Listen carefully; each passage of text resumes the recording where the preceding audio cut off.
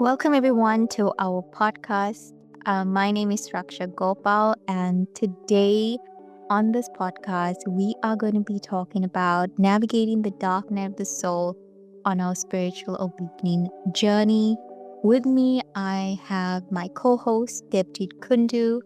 And before we get into the podcast today, I just want to give a little introduction on who I am and what I do. I am a spiritual life coach and I am also a healer. I help people who are on the spiritual awakening journey to awaken their gifts, to awaken to their purpose, and to really awaken to their light. Today, we are going in depth with talking about a very specific challenge that many people on the spiritual awakening journey face, which is the dark night of the soul. And we're going to be talking about our own experience with the dark night of the soul.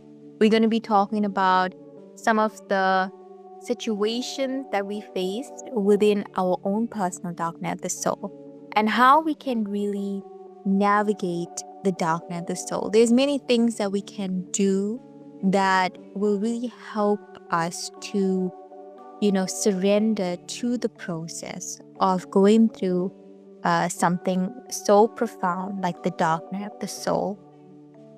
So, with me, I have Debjit Kundu today. Debjit, can you introduce yourself? Tell the audience who you are and what you do. Absolutely. Thank you so much, Suraksha. My name is Depchit, and I am a spiritual teacher, a guide, and a coach. I help people who are on the spiritual awakening journey to live a soul aligned life by connecting with their inner guidance. I have been on the spiritual teaching journey as a spiritual teacher for the last 4.5 years since I came out of my dark night of the soul in 2020. And I have had the opportunity of helping people all over the world to live a much aligned life and experience different levels of inner harmony. And I'm so excited to be part of this podcast episode where we're going to talk about navigating the dark night of the soul, because that is precisely what began my journey as a spiritual teacher. Because I went through a more than a decade long almost 15 years of spiritual depression combined with multiple dark night of the soul, which later accumulated into a final moment in 2020, which led to my surrendering. And I came out of it where I was led to become a spiritual teacher. So this topic is very close to my heart. And I'm so excited to be able to share my thoughts about this topic with you, Suraksha. So yeah, so happy. So, would you like to move forward with this topic? Yes, absolutely. So, today, as we mentioned, we are going to be really diving deep into the dark night of the soul and, our personal experience. It has been quite challenging for myself as well to go through this process. I am just coming out of a 3 year, I guess a little more than 3 year dark night of the soul that I was plummeted into, in 2021, and it really skyrocketed into a very dark period in my life. And before that, I, went through several years of going through spiritual depression and also experienced a little bit of the dark night of the soul prior to that. So this has been the second time that I was in the dark night of the soul. And one thing I definitely want to say about going through something like the dark night of the soul is that it is very possible to get out of something like the dark night of the soul. If you are somebody who is currently in the dark night of the soul, you are asking yourself the question, is this going to be over? Am I going to see the other side of this? And I can definitely say that it is definitely going to be over. The dark night of the soul comes and goes, and with the coming comes a lot of transformation and a lot of change. I've gone through the most growth in my dark night of the soul. And it has been very, very painful and a very, I would say, profound experience. But it has also led to profound growth and transformation within myself. And so I just want to say to anybody who's maybe listening to this podcast that if you are somebody who's going through something like this right now, remember that you are going to be okay, that this is happening for the betterment of yourself, and your soul has chosen this experience to put you through this experience so that you can grow to become a better version of yourself. And so I want to say, like, there's many people who are faced with the dark night of the soul. And I think now more than ever, people are awakening, and these are some of the challenges that they are faced with in their spiritual awakening journey. And the dark night of the soul is a very common one. And I've worked with people who have mentioned, sometimes being in the dark night of the soul for several years, 10 years, sometimes more than that, where as the years go on, it does get easier, but it can be very, very stressful, especially because it becomes very difficult to explain what we are going through to people around us who are not going through something like this, who are not going through this transformation. It feels like an inner turmoil that is happening, and sometimes it can feel very, very suffocating. So I think we're going to start by really sharing our personal experience with the dark night of the soul. So, Debjit, do you want to begin by maybe sharing your personal experience with the dark night of the soul? Absolutely. Yes. I mean, the dark night of the soul has been very personal, anyways, because that was at the heart of my entire spiritual awakening journey. And I'm glad that you mentioned about how sometimes the dark night of the soul is even more challenging because you cannot express to other people around you because they do not have any context about what you are going through. And that makes it even more harder. You feel very alone. You feel like you're going mad, crazy, insane. All of that has happened, I think, to a great extent with both of us. And so the dark night of the soul is definitely a very, very personal experience. And I'm glad we are talking about it because I think many people in the world are going through or would be going through the dark night of the soul, or maybe in the midst of the dark night of the soul. And this podcast, if it reaches to them, can bring them the soul support that they need. They might not be finding around them because just people around them are not going through the spiritual awakening journey, and that is absolutely okay. That not anybody or everybody needs to go through the spiritual awakening journey at the same time. So for me, I remember my journey, my dark night of the soul started with spiritual depression. Most of the time, it has been spiritual depression, and then periods of dark night of the soul and spiritual depression, and periods of dark night of the soul until it become complete dark night of the soul. You know, and I think this is something that we would like to discuss more, what is spiritual depression and what is the dark night of the soul, because these two things can get intermingled in the spiritual awakening journey. They're very similar but not exactly the same. And me and Suraksha, we both have experiences with it, for a very long time, actually very recently, until I had a discussion with with Suraksha, that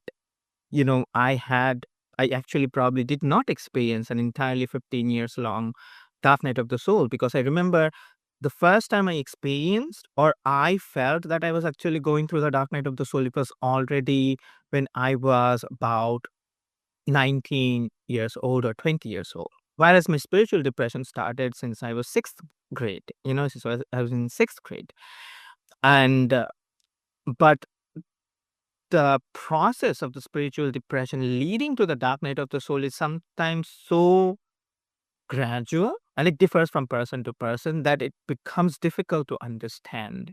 So I remember my spiritual depression started when I was in sixth grade and I moved to a new school. And I remember that the after a few days of moving to the new school, it started you know at first it felt like it was mixed with normal depression, chronic depression also, because I was in a place where I was absolutely suffering. The school was horrible. There was toxic people, toxic students, toxicity everywhere. I had no friends. I was getting bullied, physically bullied. And I remember I would stand underneath a tree and in the field for entire 30 minutes during the recess because I would not bring any food to my school because all my food would be eaten away by bullies. And I thought like, oh, I would stay hungry. And I remember that standing under the tree for the next 4 years till I left the school in 10th grade. Most of the time, I stood under the tree because I had no friends. And I was going through chronic depression because life around me was not the happiest. And inferiority complex played a big role, and many, many things was going on. But along with it, I knew that I was also going through spiritual depression because I remember when I would stand under the tree, I would feel that it is not just a normal suffering that I'm experiencing. And in fact, the very word suffering came to my awareness that what I'm experiencing is not just unpleasantness or lack of happiness because certain things are not going the way I want to, but there is a certain sense of suffering I'm experiencing, which is beyond the whole normal human thing. And I was thinking, like, what is this about? I clearly have this image of standing underneath the tree and one afternoon feeling that I'm experiencing a density, a disharmony in this place, which is not about the things that are going on in my life. It is beyond something. I'm feeling like I'm a nobody. I'm feeling like where do I even exist? I'm asking the big question. I started asking the big questions like what is the point of my life? And why everybody does anything? And are we supposed to just grow old and die? I mean, where did I come from? What is the point? All of it is meaningless. Now, the moment these big questions come to anybody's mind, you know that these questions are existential in nature. I was pondering about them. And that is why I felt the suffering because when I did not get the answers, the disharmony increased, the sense of disassociation with the reality, and I felt the spiritual suffering. So, my chronic depression due to my actual real life circumstances as a student who had inferiority complex, who was not good at studies or was not good at sports, or who was not good at anything. That's how I felt, but did not have friends and felt weird and alien. Chronic depression, along with existential questions leading to spiritual depression, would lead to the dark night of the soul much later when I would be 19 and when I would be in my first year in college.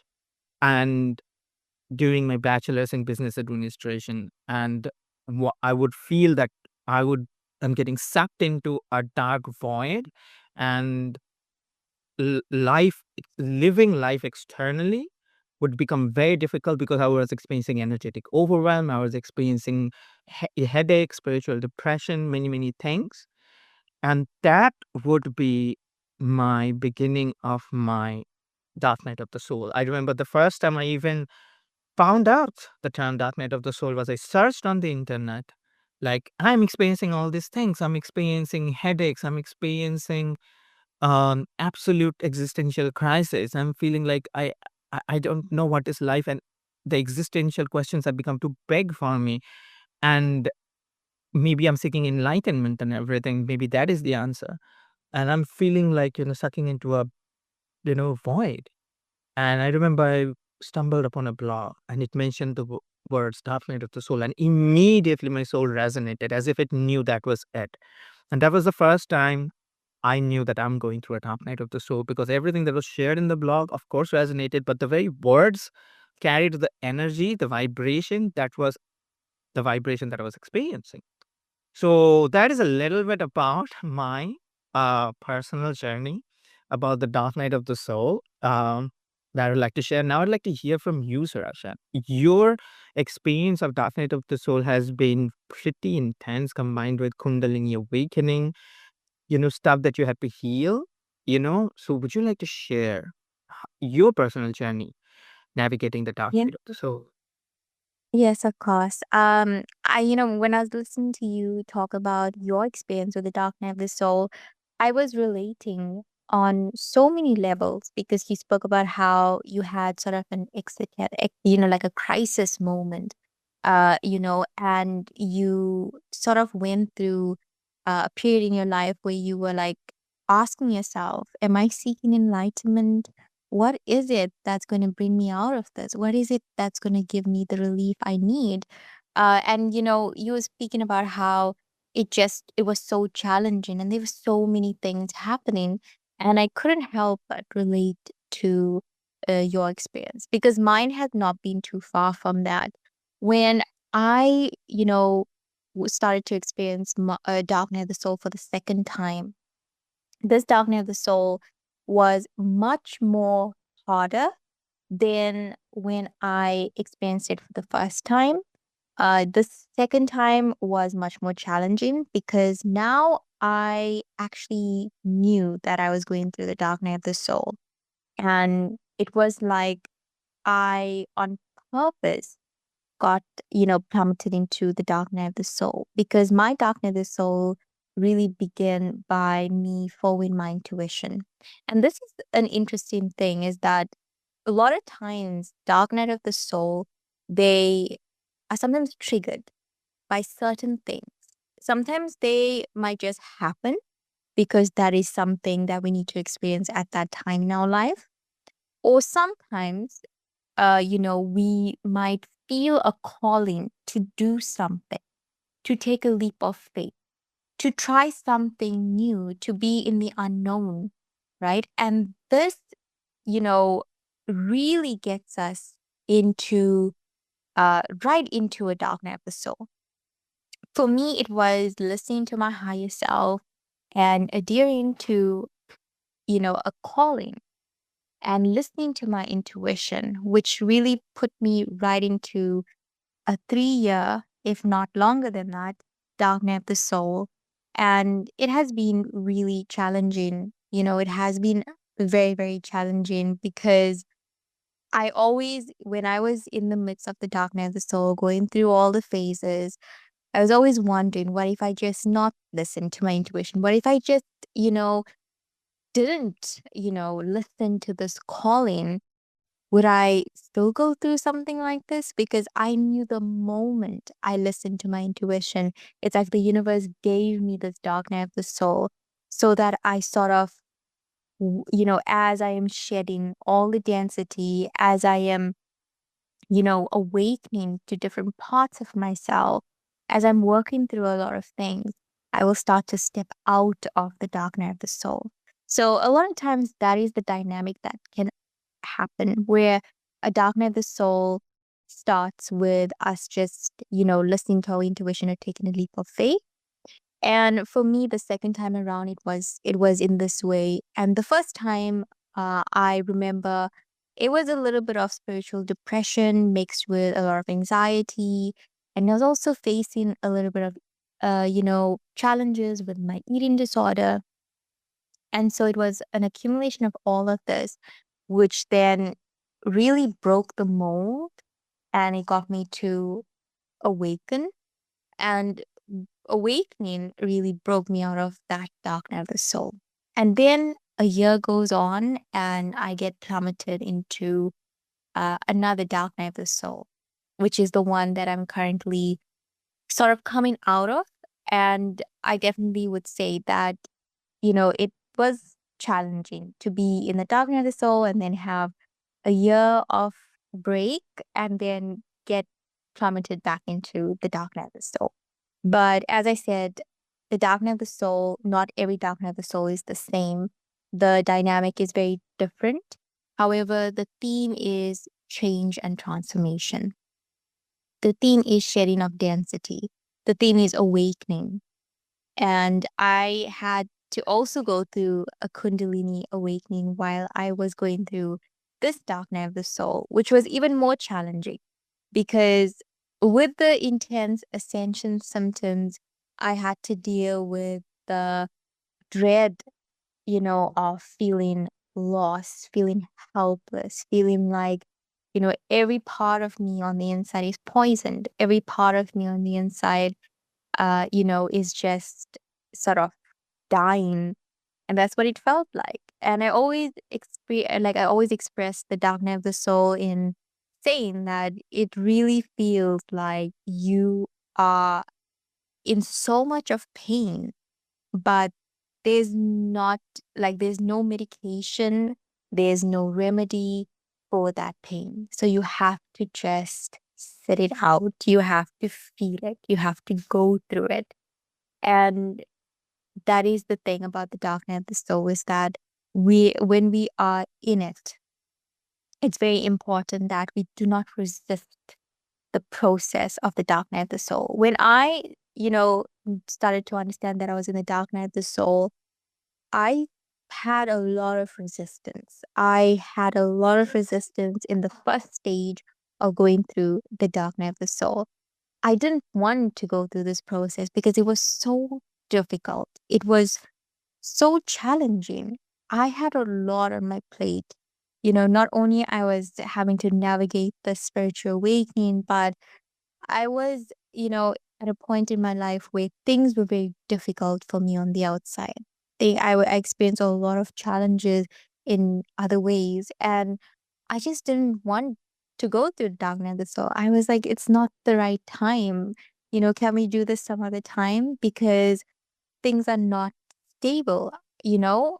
Um, and so I think that I definitely resisted it. I had a lot of resistance in the first phase of my dark night of the soul.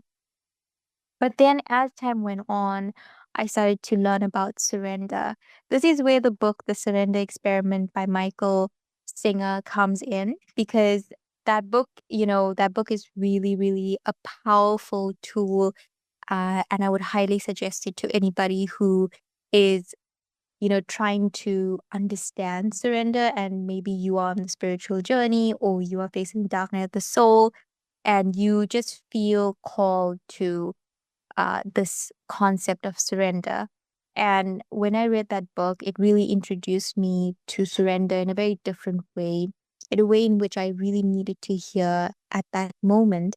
And that came the second phase of my dark night of the soul. It is understanding surrender and understanding what it is that I need to really let go of, really let go of the resistance, really let go of whatever I am trying to hold on to that's not allowing me to completely experience this dark night of the soul.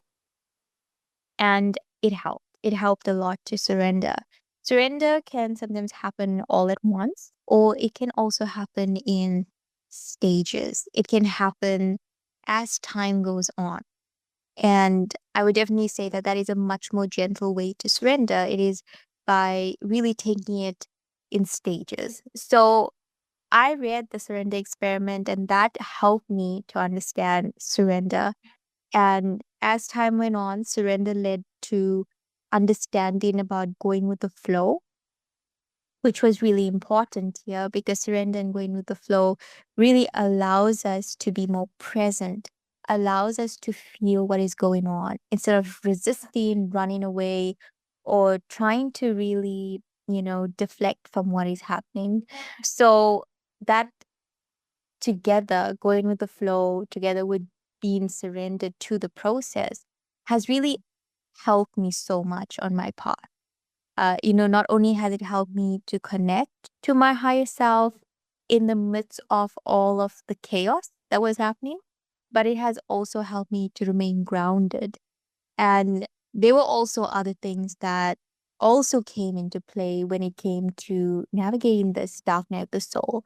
I think for me, one of the main things was doubling down on my spiritual practice. I was doing yoga and meditation.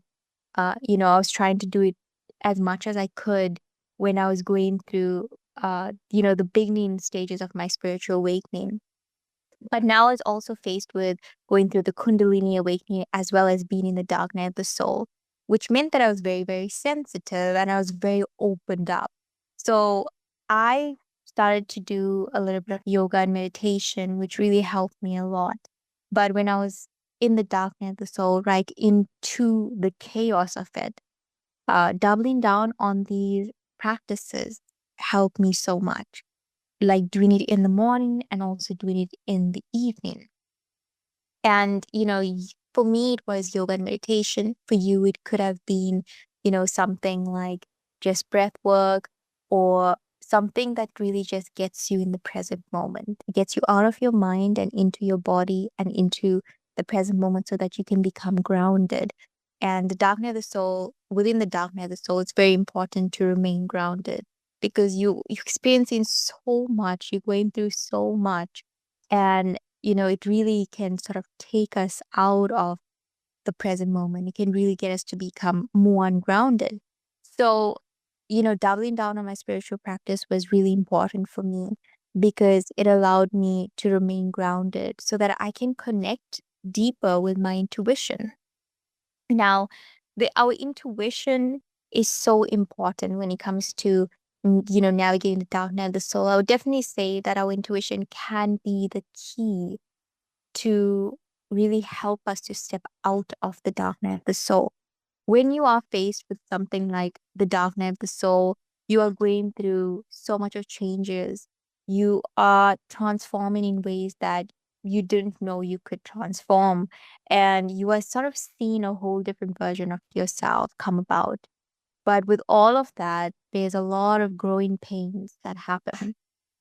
And that's why it's very important to connect with that voice within yourself that is going to allow you to take those steps out of the dark night of the soul. It's going to really allow you to listen and pay attention to your inner voice, your inner wisdom that knows exactly the way out of the dark night of the soul. And as you climb out of something so profound, you will find that you start to change. You start to become somebody else. You start to become something else. And for me, this past dark night of the soul was one where I started to actually share and teach on YouTube in a very different way, in a way in which I didn't think I was capable of doing. I remember I started a YouTube channel and the energy just wanted to be expressed in that way.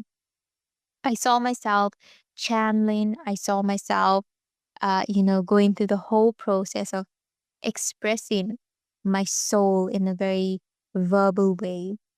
And I became somebody who was like a spiritual teacher in the dark night of the soul, and I also became a spiritual life coach. And these things happened as a result of shedding the density and as a result of taking those steps to sort of find my way out of the dark night of the soul. And it was all guided by my intuition. It was guided by my soul that really sort of held my hand and walked me out of uh, the dark night of the soul. And of course, there's different stages of the dark night of the soul.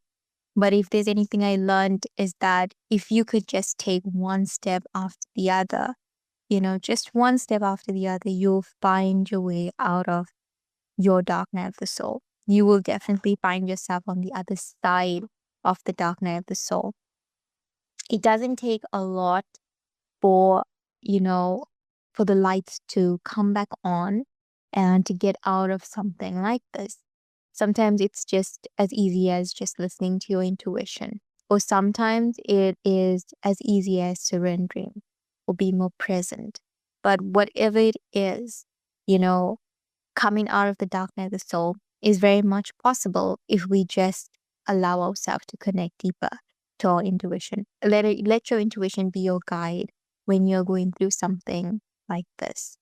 So that was really my process. And towards the end of my 3-year dark night of the soul, it really felt like I was sort of stepping into a whole different version of myself.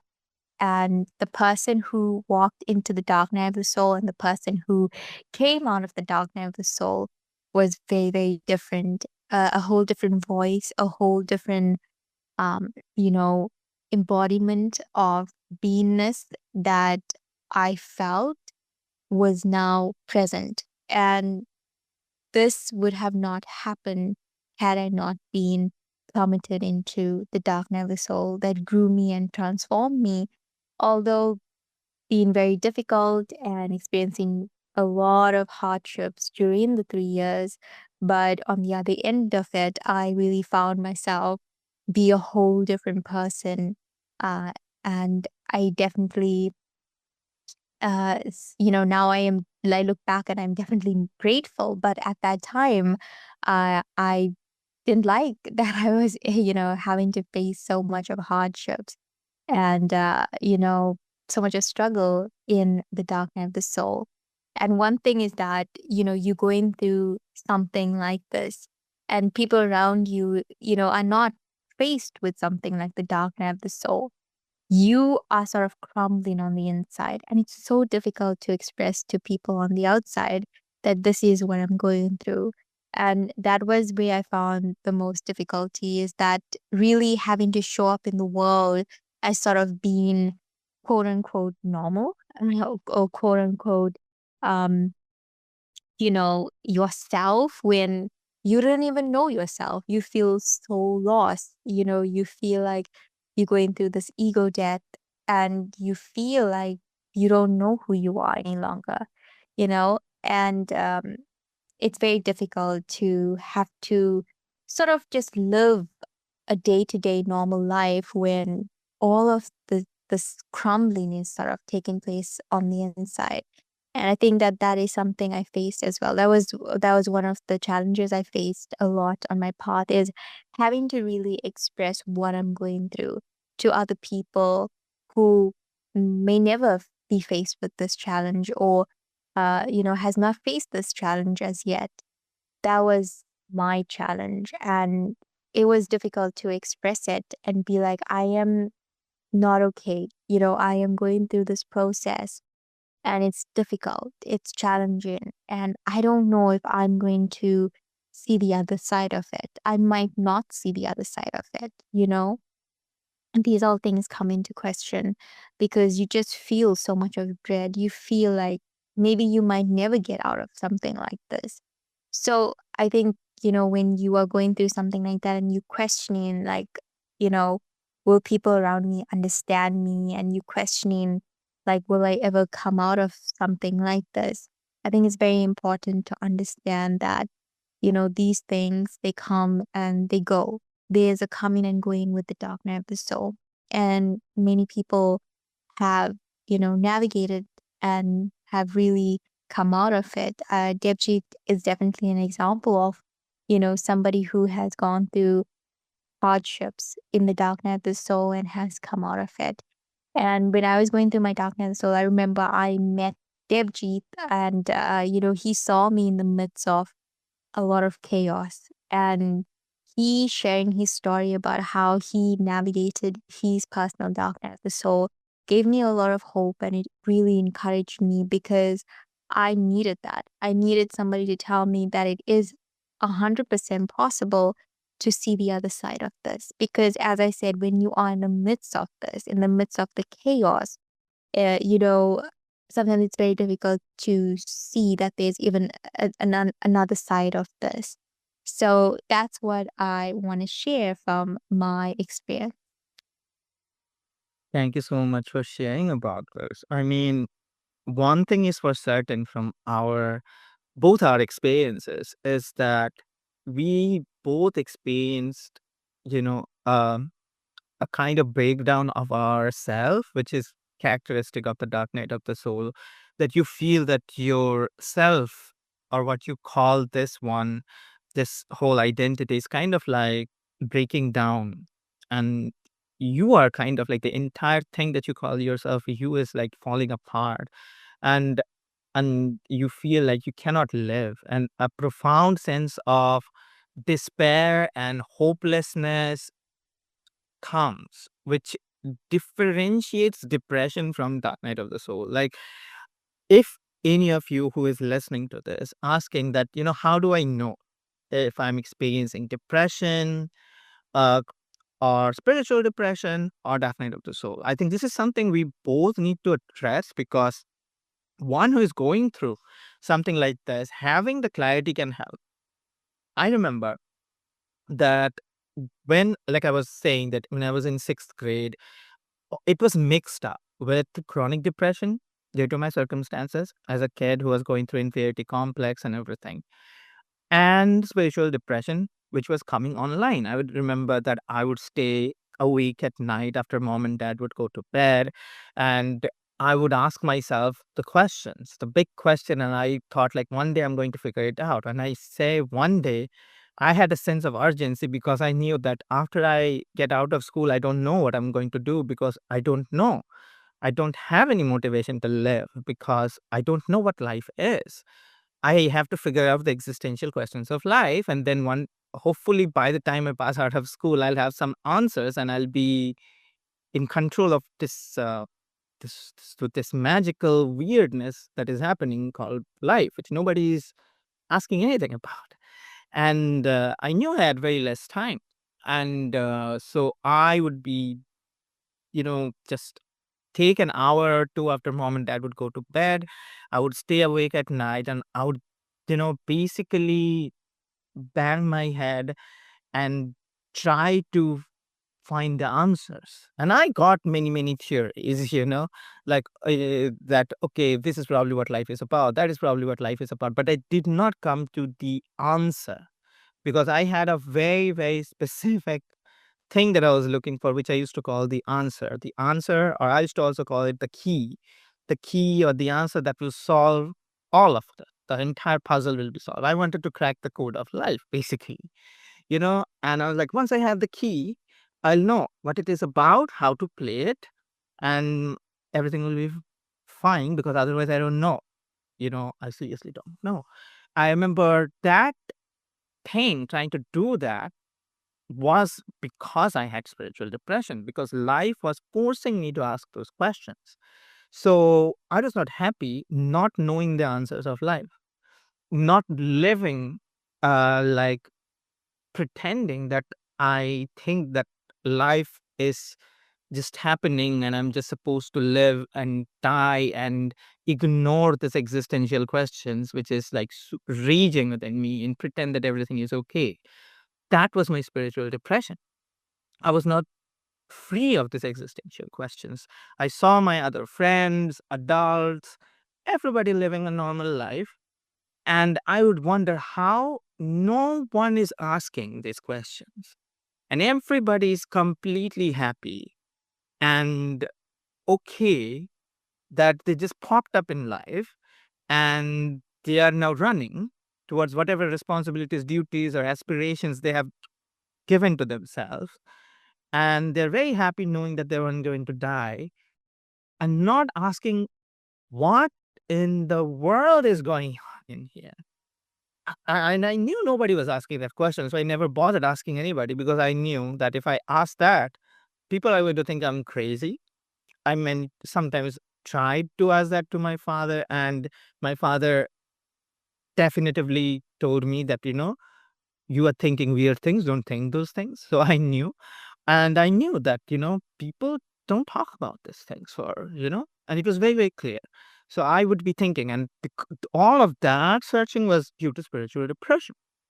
Now, the chronic depression that was going on was because of my, suffering as an individual, because I had no happiness, because of I was suffering in school because, I was getting bullied, I had no friends, I hated school. The whole school was toxic environment. I was wasting time, the 8, 10 hours going to school, not enjoying, not learning, nothing. I was not a very good ranker, and rank was a very big thing in school, anyways. So it was left, right, and center. It was not an unpleasant experience. So that was a very causal, reaction for this chronic depression because my life was um, physically unhappy. But the spiritual depression was because of the existential questions. But the dark night of the soul would come, like I was saying, when I would reach around my, bachelor's, and I would experience this feeling that I'm being sucked into the void as if the universe is asking, now you do something about it. Otherwise, you are not allowed to move forward from here. It's like a feeling. If you are anybody of is listening, if you are experiencing something like life is coming to an end, a feeling like now you cannot force yourself to move forward. And I'm not talking about life is coming to an end from a chronic depression perspective or personal sadness or perspective. Those things are very much valid. Absolutely. People experience that and they're equally, uh, you know, contributor of suffering and unhappiness and disharmony. But I'm talking not from that perspective. I'm talking from the perspective that life is coming to an end or from a very technical level. Not because you are thinking of ending your life because there is something unhappy going on in your life, but because your entire system is falling apart. You literally cannot live life because you have lost all your motivation, because nothing literally makes sense. Nothing makes sense. Nothing makes sense. The reality seems like raging in your face, and you don't know why and what you're supposed to do. And all the motivators and reward systems are fallen apart in your face. Your very operational structure, or you call your operating system, is not operating anymore, as if the software is glitching. And you are like, I can't live even if I want to. You, the difference between a dark night of the soul uh, coming to a finality and the chronic depression coming to a finality, the difference is in a dark night of the soul, you feel, I would love to live. I would love to live like normal people, except I can't. Not because there's something bad going on in my external life, which might be in your circumstances, which is a contributor, but because my entire system is disagreeing to the reality itself, and the whole the whole thing. As if like your entire soul is in disharmony with reality. And you're like, I don't feel excited about anything. I remember I used to feel like life could give me anything. Life could now tell me, Tebjit, $1 million, $1 billion. I would not be excited about it. Give me the best relationships. I wouldn't be excited. Or give me the best lifestyle. Nothing would excite me. If something does not excite you, nothing excites you, what are you going to do about it? What do you live for? Except your entire system gets pointed towards finding the answers. That was what was my, or, basically dealing with the disharmony, you know, and either you deal with the disharmony or you basically break down. This is what is the hallmark of the dark night of the soul. This point and explains that either you deal with the disharmony, like Suraksha was saying, that when the disharmony arises, the dark night of the soul forces you to, like, either you now sit with it, deal with it, or there is no other option actually. That's it. That's one option. Just that. When you encounter something like that, that is when you know that you are experiencing a dark night of the soul.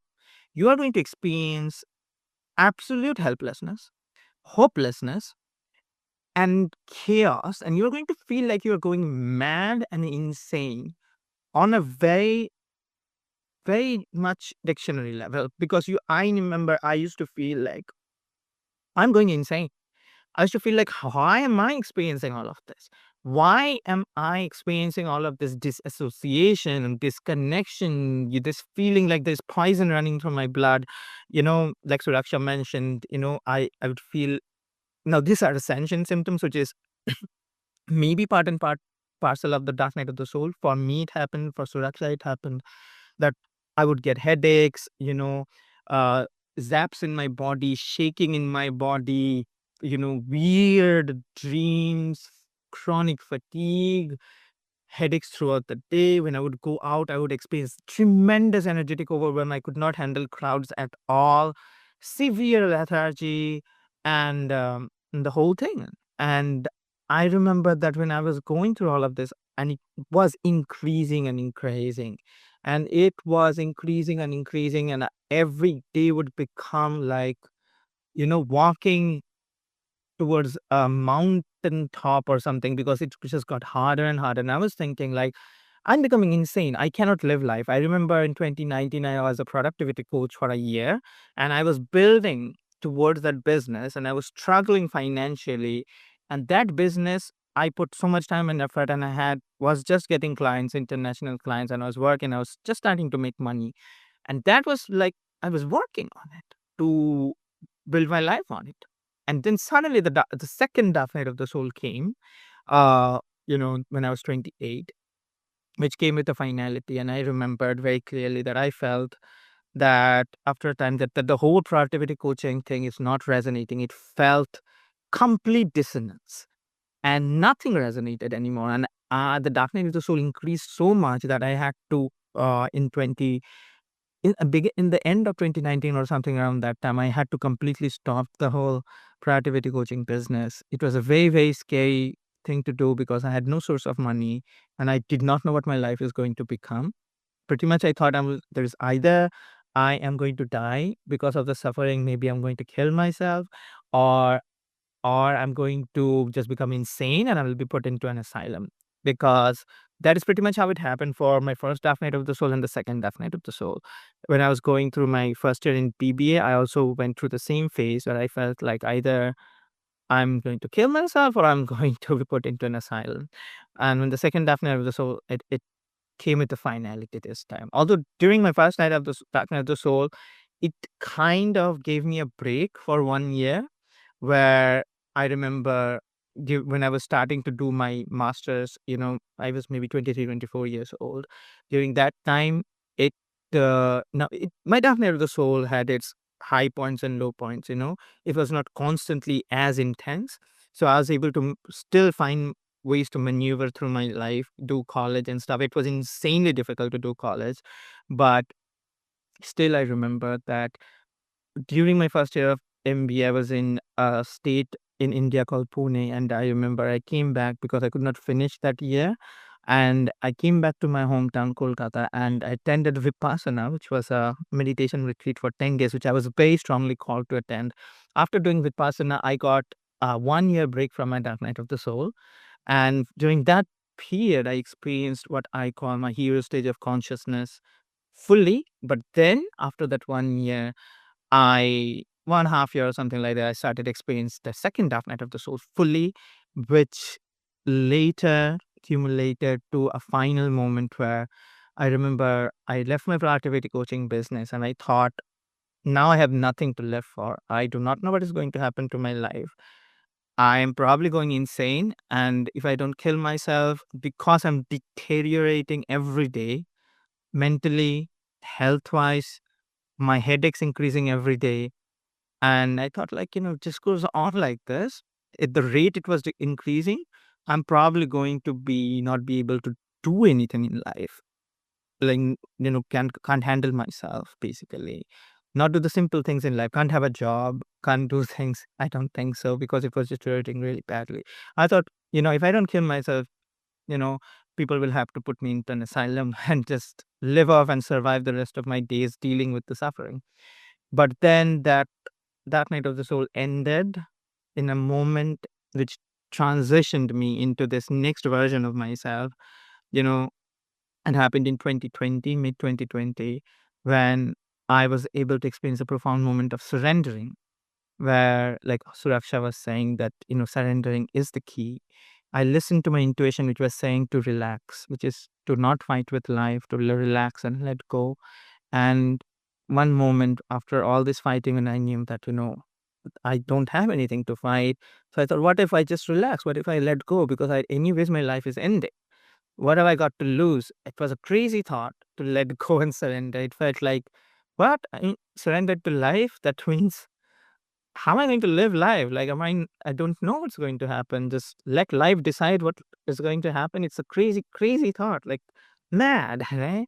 And I remember, like, I thought, like, but I have nothing else to do. Trying to control life, trying to find answers isn't working. So I thought, okay. And I surrendered. And remember, I was in my bed one afternoon when I surrendered, and I was filled with complete bliss. After 10, 15 years of suffering, I felt release as if the chains were broken. I literally felt that I was in heaven.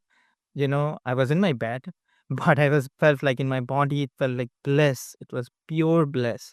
I was lying down and I was like, what is going on? And after that, I realized, okay, I have to surrender. So I kept using the affirmation, relax, relax, relax, relax, because my mind would try to have control over that state itself. Because my mind got afraid. Like, what if I lose this state? What if I lose this state? And the dark night of the soul, it wanted some form of control. Like, how do we control this state? And then I realized, no, no, no, don't try to control it. Just relax. Relax the trying to control things. Let go. And I remember I kept using the affirmation relax, for the first 5 minutes, and the state stayed the next 10 minutes. And I was like, okay, I'm still free of the dark night of the soul. And I was anxious, like, what if it comes back again? What if it comes back again? I kept using the affirmation relax day in, day out. And within the next I think 1 month, I remember a profound thing happened. I kept saying, "Relax, relax," every time my mind wanted to have control over anything in my life. All the worries, my financial worries, my physical health worries, all of the challenges were present. Anytime all those thoughts would come, and my mind would ask me, and like, "And how do we have control over this?" I would like, "No, relax, let go, let go. I don't need the answers. I don't need to answer. Life will guide me. I don't need the answer." The entire Dark Night of the Soul was me trying to find answer.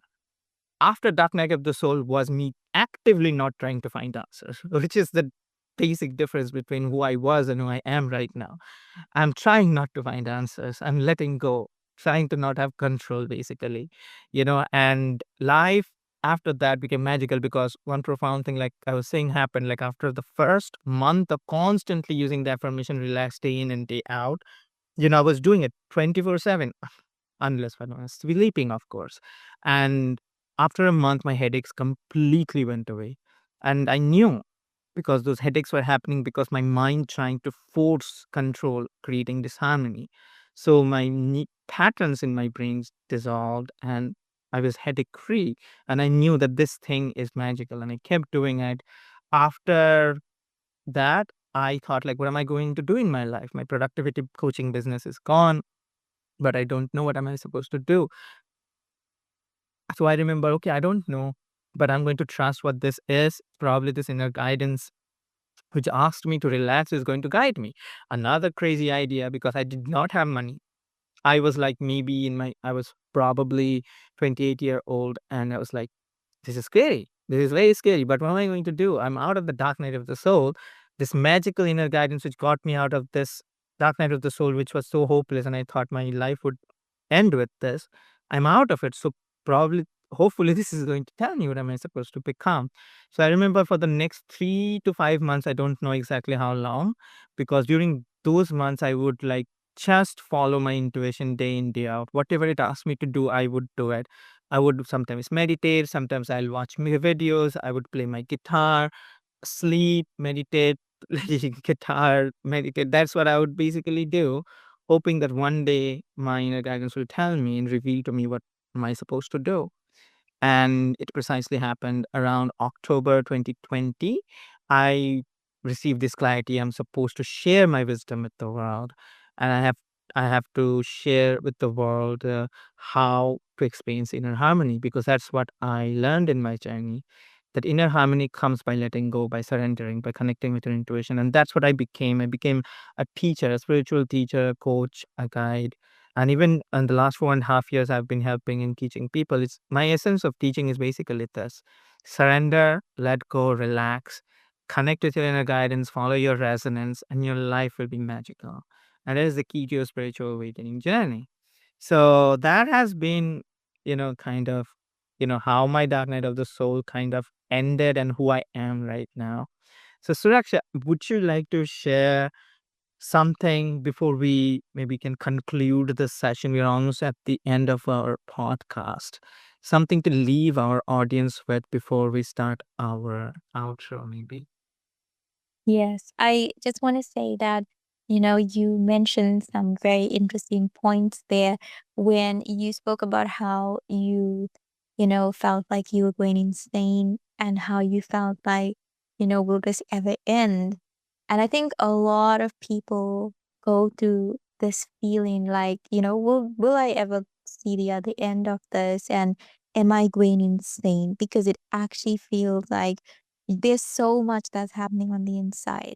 And there's just no way to sort of, you know, pull yourself together. Some days are just tougher than others. And, you having experienced it for so many years and finally coming out of it using this beautiful technique of relaxation, I think that that is, a very big tool that can help a lot of people who are, you know, understanding more about surrendering and understanding more about how they can just accept what is happening to them. A lot of the dark night of the soul is about acceptance, accepting that you are going through this process instead of resisting it. The more you resist it, the harder it becomes, the harder it gets, and the process slows down as well. So I just want to say that, anyone out there, if you are somebody who is going through the dark night of the soul, we've gone through it and it's not easy, but it is definitely possible to get out of it. It is definitely possible for you to navigate yourself out of something like your dark night of the soul. And sometimes we might experience more than one dark night of the soul, but every single dark night of the soul is there to transform you, to, you know, unravel a whole different level of yourself to you that you never thought you could have ever unlocked. So the pressure of going through the dark night of the soul is not in vain. It all adds up. And towards the end, you'll find that it was all worth it. All the challenges and all the struggle was worth it. So, if you are somebody who is currently in the dark night of the soul and perhaps you need guidance, perhaps you need some,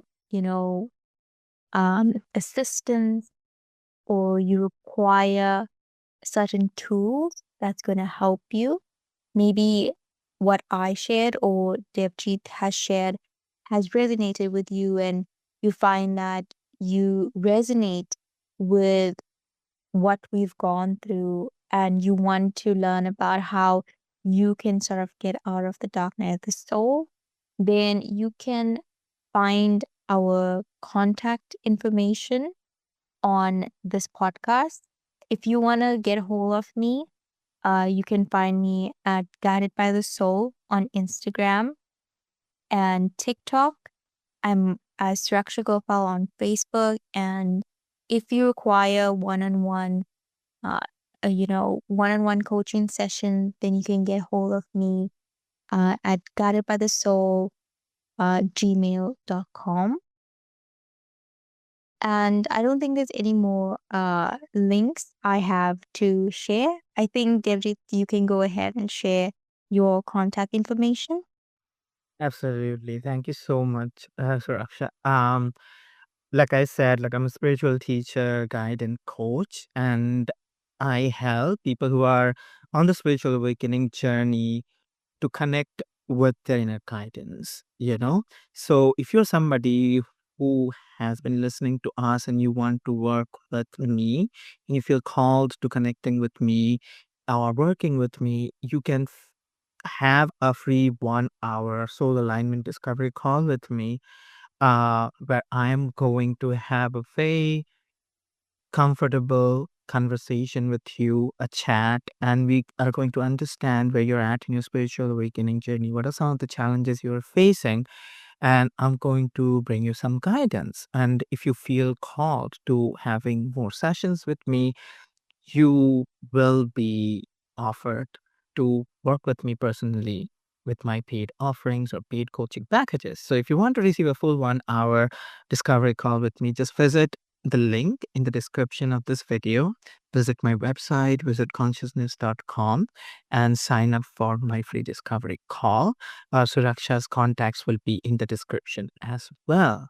Right. So I hope you have enjoyed our discussion in our podcast. And me and Coach Suraksha would love to hear back from you if you have resonated with everything that we have shared, if you have questions, if you would like us to talk about something in specific about the spiritual awakening journey, then please feel free to ask us and leave comments. We would appreciate your comments. We would like to hear from you. So leave comments wherever you are watching this podcast, right?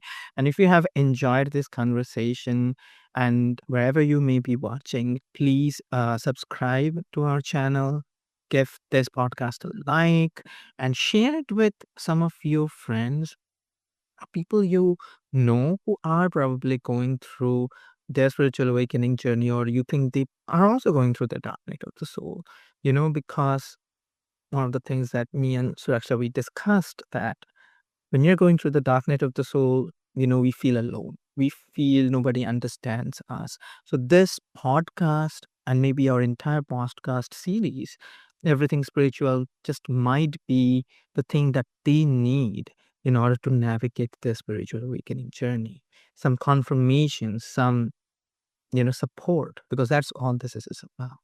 So, Suraksha, would you like to share anything before we end this podcast to our audience? I think, we've shared everything, our links, how you can get in contact with us. Do feel free to message us if you have any questions. You can also personally message us on Facebook or Instagram, or if you would like to connect. And yeah, I think that's about it. I will definitely, be looking at all the comments and answering some of your questions if you may have it. So do leave any comments. If you are listening to this on YouTube, then feel free to comment, or on Facebook. We would like to really hear from you guys some feedback, maybe on your personal dark night of the soul and how you have navigated your own personal dark night of the soul. So thank you so much for listening to our podcast and for being here with us. I hope to hear from you soon, and we will catch you guys on the next podcast. So take care of yourself, and bye for now.